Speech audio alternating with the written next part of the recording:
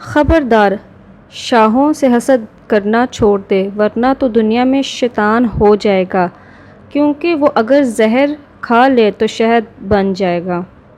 تو میرا رہبر اور پیش رو رہ، رستے میں نہ رک اور چپ نہ رہ۔ جب تو پیغمبر نہیں ہے تو رستہ طے کر تاکہ کسی دن کنویں سے نکل کر رتبہ پہنچ جائے۔ تو ریت بن جا جب کہ تو بادشاہ نہیں ہے، اور گہرائی میں کشتی نہ چلا کیونکہ تو ملا نہیں ہے۔ جب کہ تو ماہر نہیں ہے تنہا دکان نہ کر، تباہ ہو جاتا کہ تو خمیر بن جائے۔ جب تجھے آزاد رہنا نہیں آتا تو غلام بن جا، خبردار اطلس نہ بن۔